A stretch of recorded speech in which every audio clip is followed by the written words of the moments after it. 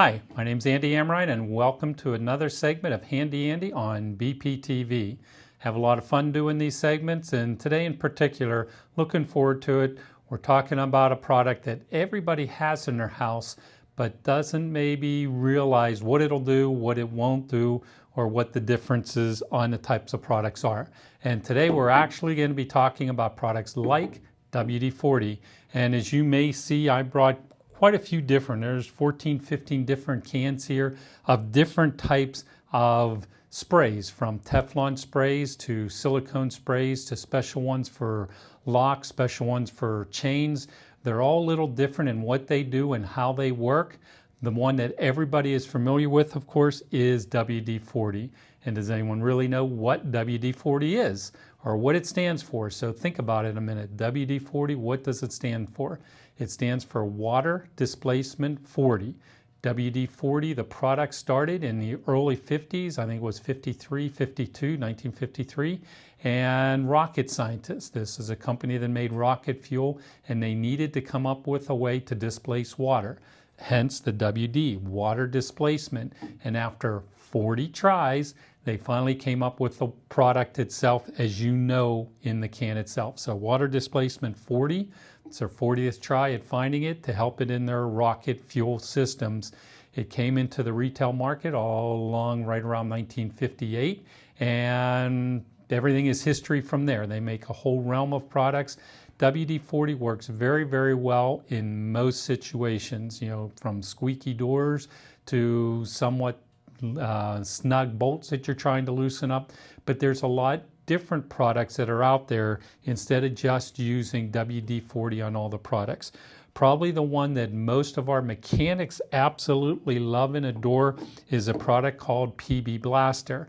These probably, I'm going to say, do battle against each other all the time because they both are used by mechanics in the same way, where PB Blaster is what most of your really tough mechanics are going to use. So say you have tractor trailers and you have nuts and bolts on the shocks and the mufflers after running for 2 or 3 years, in through all the salts, in through all the crud, and you're trying to get those bolts loose. That's too tough of a product for WD-40, but that's where your PB Blaster comes in. And I'll do a little squirt here of what these two types of products are, and you'll be able to tell a little bit more of why they're such a different in the product itself. You could see, and with this being a white plate, maybe it's a little bit harder, but it's a really clear type of substance and not really a lot of body to it, where if you go to a PB Blaster, it's almost like a molasses product where it's a really thick, almost a gel type of substance that holds a lot better to any of your types of bolts and areas you're trying to loosen. And also another way that I describes it is these type of products have a wicking action to it. When I say a wicking action, even just think of a kerosene heater wick or a lamp oil wick where it soaks up the fuel and the fuel has to run totally up from the bottom to the top of the wick itself. That's the way these type of products. So think of it maybe having a 3-inch bolt and you're only spraying the bottom of the bolt and you're trying to get all the solvent to go all the way up the path of the bolt itself. WD-40 is only going to go up part way, and it doesn't have enough of a product base to it to wick it all the way up to the top. Where you go to a product like PB Blaster has a great, probably 4 times the wicking action. So if I sprayed a bolt, a bottom of the bolt with PB Blaster, the solvent is going to wick itself all the way up to the top, totally coating the whole bolt, totally coating the whole nut. So it's a lot heavier of a distillant type product for loosening things that won't come loose. So PB Blaster is something we use really exclusively in the mechanics field, in the auto mechanics, the small engine mechanics, whenever you're trying to loosen something that won't come apart. The electricians, plumbers, everybody will generally have a can of PB Blaster in their toolbox because of how much better it works and how much faster it works for loosening things that are stuck. But that's not to say WD-40 doesn't have purposes. With it being a clear, faster evaporating type of a product, and you could see there's hardly anything left on the plate of the WD-40, but you can see all the residue that's left with the PB Blaster. So if you're looking at kitchen cabinets, or you're looking at door hinges, or you're looking at just something mild at home, the WD-40 is going to be a better choice for you because you don't want to let it stain like a product like PB Blaster will. But also there's times that I don't want to use even the WD-40, and that's in situations where I'm working on, say, door locks or something that's a lot more sensitive to it. We have products called like Door Ease, and Door Ease is a product that we really use just for lubricating locks itself. It's a drier type of substance than what your WD-40 is. So spraying this into a lock is going to lubricate the lock a lot better, a lot easier, and a lot drier. So especially during the winter time, you don't want the locks to freeze. You can use a product like Lock Ease in it. It's a special fluid. It's going to lubricate the lock and it's going to keep it from freezing. So it's still going to have that water displacement feature, but it's not going to be as sticky. It's not going to be as moisture in it, so it's not going to freeze like maybe WD-40. You get into the sub-zero temperatures, the product may freeze for you, or a product like Lock Ease isn't going to freeze for you. Now, some of the other type products out there, similar but different, is going to be getting into Teflon sprays. We have products like a Trifo, or your PB Blaster company, they make a Teflon type coating product. These are times when you want something that's even slipperier. So think of your kitchen skillets that has the Teflon in, you're cooking, those eggs roll right off or something. That's what Teflon is going to be doing. Teflon is a heavier coating and it's a more durable, longer lasting coating.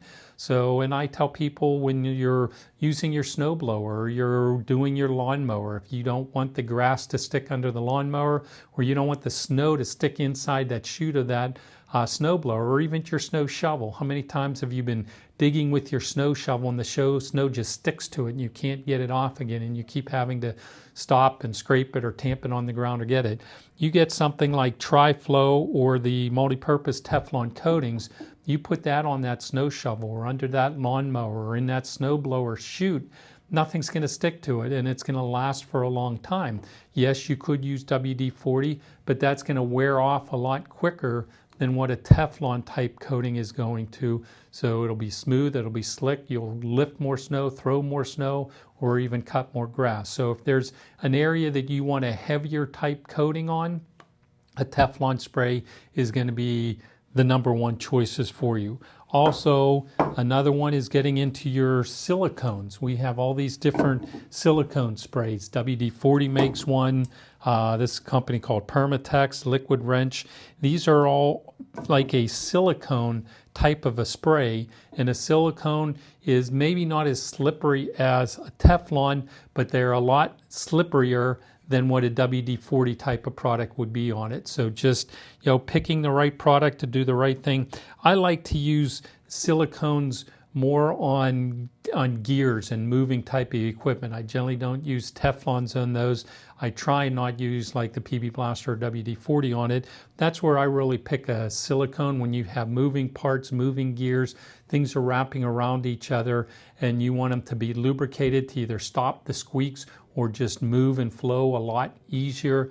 That's when I try and pick our silicone type sprays. Silicones are going to be a clearer substance again. It's going to be a non-staining type of substance. So if it's something more mechanical that you have to worry about its appearance or drippage or anything, maybe that would be a time that you're using something in the silicone family.